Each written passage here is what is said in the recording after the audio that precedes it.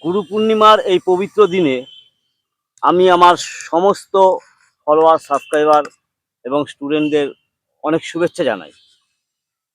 যদিও আজকে গুরু পূর্ণিমা, গুরু মানে কি?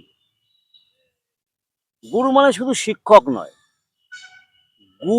গু মানে হচ্ছে অন্ধকার, আর রু মানে হচ্ছে দূরকারী।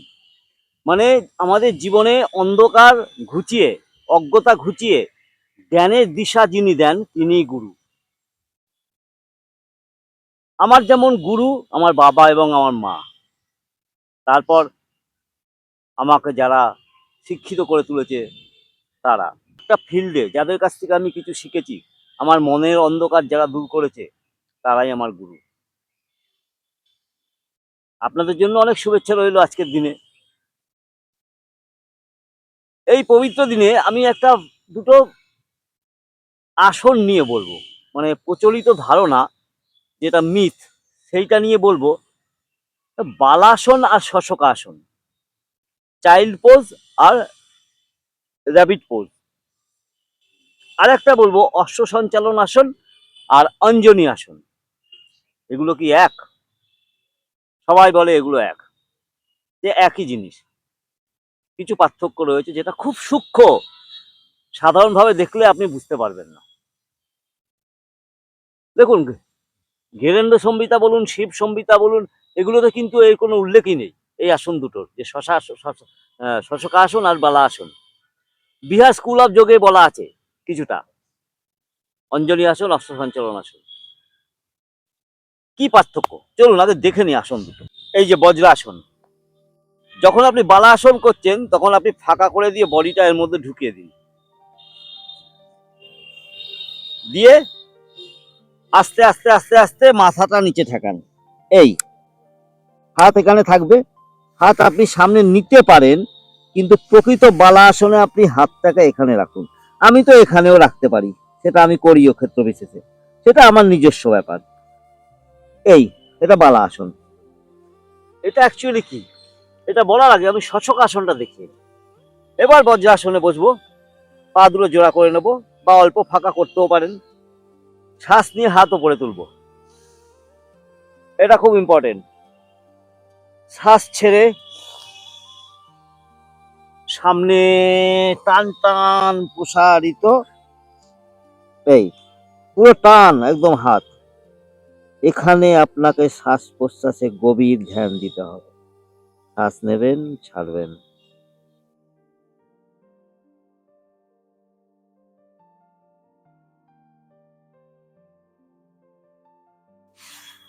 বালাসন আপনার রেস্টিং পোজ। আপনি কোনো আসন করলেন, বালা আসনে চলে যাবেন, রেস্ট করবেন, শ্বাস প্রশ্বাসে ধ্যান দেওয়ার দরকার নেই। হাত বুকের কাছে রাখুন। শশকাসন একটা পরিপূর্ণ আসন, নট অনলি রেস্টিং পোজ। শশকাসনে আপনি কি করেন, শ্বাসে ধ্যান দেন আর আপনার স্পাইনটাকে লম্বা করেন। এইভাবে দেখুন, এইভাবে যাবেন আপনি, হাত প্রসারিত, স্পাইন লম্বা, শ্বাস প্রশ্বাসে ধ্যান দিতে হবে। বালা আসন, যখন কোনো আসন, কোনো ডাইনামিক আসন করলেন, ধরুন আপনি ডাউনওয়ার্ড ফেসিং ডগ করছেন, বা আপনি টাইগার পোজ করছেন, বা আপনি পিজিয়ন করছেন, বা আপনি হনুমান দণ্ড করছেন, তখন আপনি বালা আসনে গিয়ে রেস্ট করুন। এটা resting pose, completely resting pose.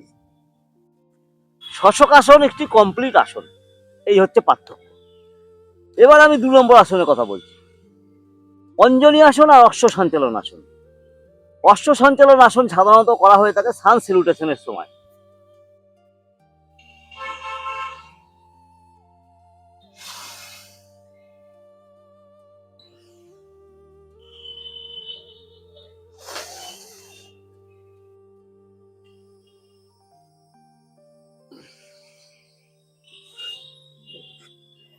এই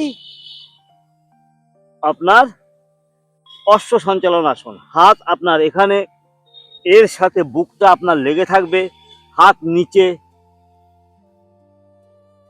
হাঁটু ম্যাটে, পায়ের পাতা বাইরে বা ভেতরে দিতে পারে, কিন্তু হাত এই দৃষ্টি সামনে।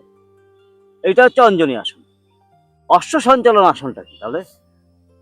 অশ্ব সঞ্চালন আসন হচ্ছে 90 ডিগ্রিতে থাকবে এখানটায় আপনার হিল আর নি, সেম পজিশনই হবে এই, ঠিক আছে। এখান থেকে আপনি ব্যাক বেন্ড করবেন শ্বাস নিয়ে,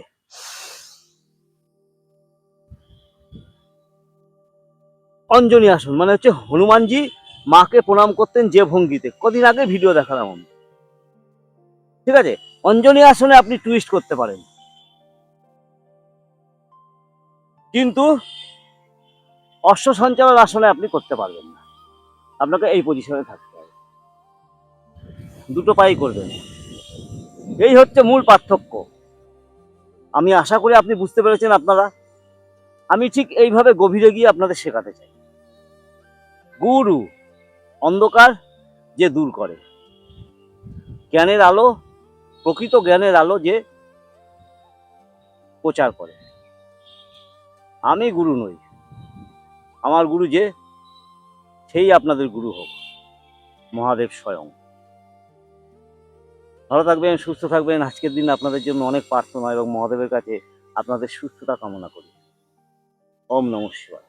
হর হর মহাদেব। ॐ नमः शिवाय।